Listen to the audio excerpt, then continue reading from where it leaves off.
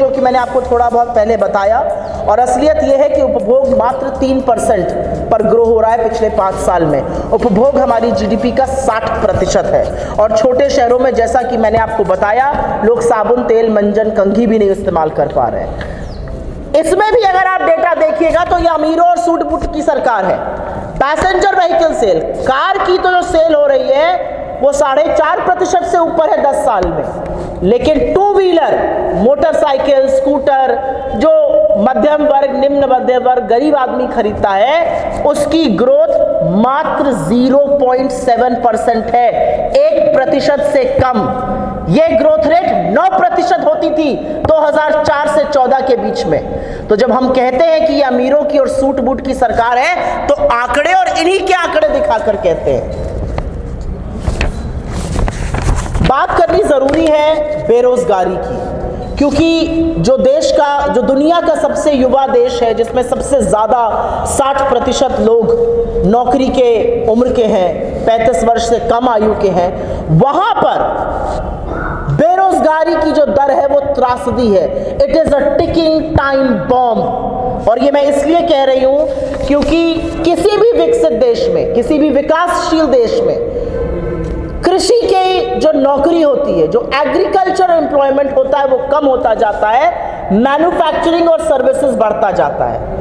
इस सरकार के शासनकाल में मैन्युफैक्चरिंग और सर्विसेज की नौकरियां कम हुई हैं, लोग मजबूर हैं कृषि की नौकरी करने के लिए, चाहे वो कृषि में मजदूरी हो या खेती का काम हो, लोग मजबूर हैं, लोग विवश हैं खेती का काम करने के लिए, क्योंकि असलियत ये है कि मैन्युफैक्चरिंग और सर्विसेज की नौकरियां घट रही हैं। मैन्युफैक्चरिंग हमारे शासनकाल में 17% होता था जीडीपी का, आज वो 14% है। मात्र 5.9% से 10 साल में मैन्युफैक्चरिंग बढ़ा है, और ये बहुत बड़ी त्रासदी है। 12.6% लोग मैन्युफैक्चरिंग में काम करते थे हमारे शासनकाल में, अब महज 11.5% कर रहे हैं। सबसे बड़ी दिक्कत है युवा बेरोजगारी, जो 25 साल तक का युवा बेरोजगार है।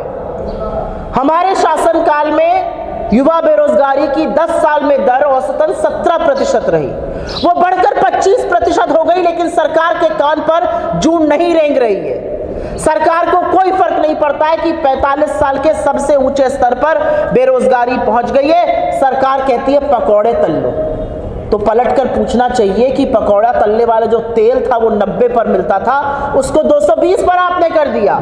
जो पकौड़ा तलने वाली गैस थी 400 पर थी, उसको 1000 के पास पहुंचा दिया। पकौड़ा तले तो कैसे तले, आटे और दही पर जीएसटी आपने लगा दिया, पढ़ाई से दवाई तक जीएसटी आपने लगाया। रूरल वेजेस, ये बात करनी जरूरी है कि गांवों में आय कैसे बढ़ रही है। महज 1%, only 1% per year net of inflation I rural India में बढ़ रही है, जबकि इन्फ्लेशन 6% से लगातार ज्यादा रह रहा है। और जुमला वीरों की सरकार की तारीफ तो बहुत लोग करते हैं, क्योंकि नहीं करेंगे तो ईडी, सीबीआई, इनकम टैक्स आपके घर आ जाएगी। लेकिन उन जुमला वीरों से अगर आप पूछिए कि जो लोग आपकी तारीफ कर रहे हैं, वो आपकी पॉलिसीज को, आपकी नीतियों को सुनकर निवेश क्यों नहीं कर रहे हैं।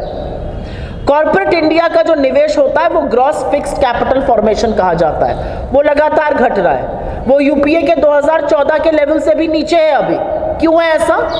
एफडीआई क्यों नहीं देश में आ रहा है? जो बड़ी कंपनीज होती हैं, जो आकर इन्वेस्ट करती है, वो क्यों नहीं आकर इन्वेस्ट कर रही हैं? As a percentage of the GDP FDI UPA के शासनकाल से नीचे है। As a percentage of our economy FDI 16 साल के निचले स्तर पर है। और असलियत यह है कि सरकार कहेगी दुनिया भर में एफडीआई कम हो गया है। दुनिया भर में एफडीआई जरूर कम हो गया होगा, लेकिन भारत का उस एफडीआई में हिस्सा और जबरदस्त तरीके से कम हुआ है।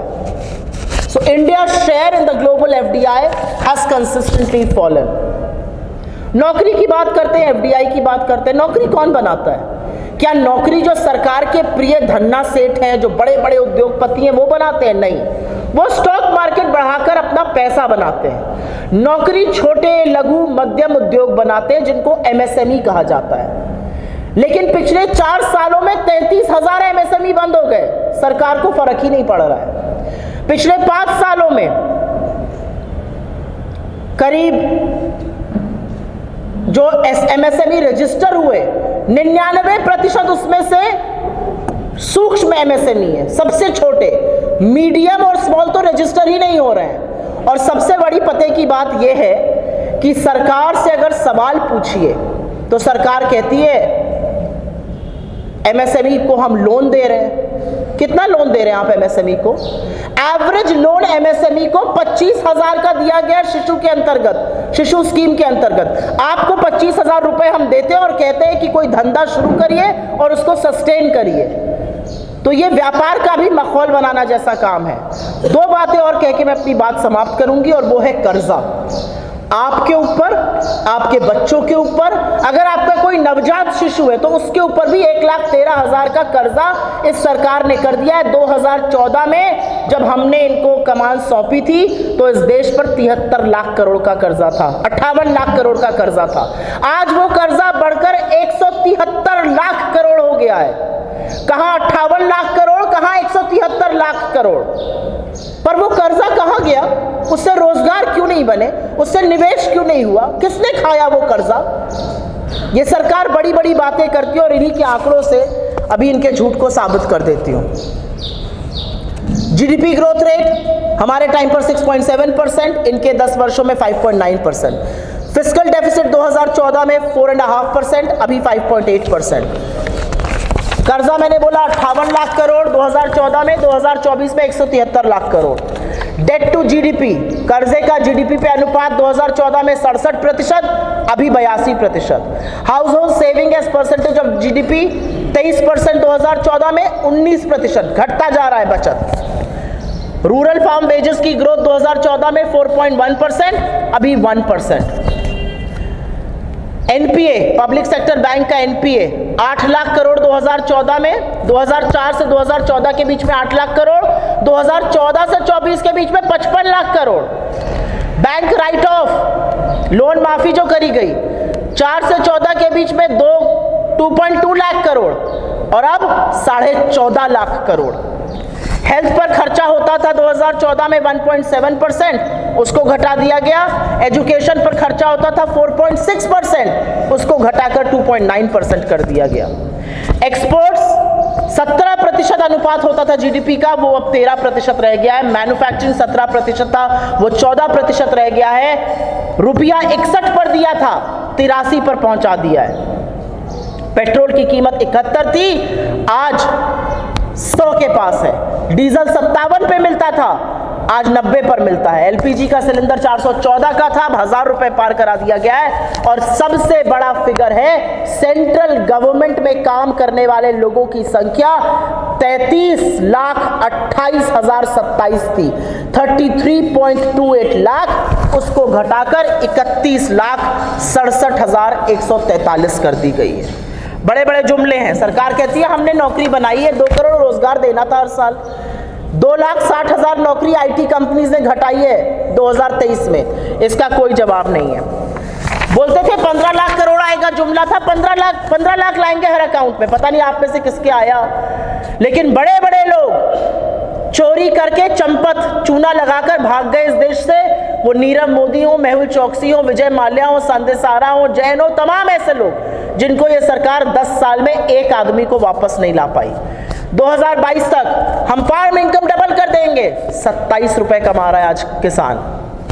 कहते तो रूरल वेजेस बढ़ाएंगे, 1% ग्रोथ हो रही है उसमें।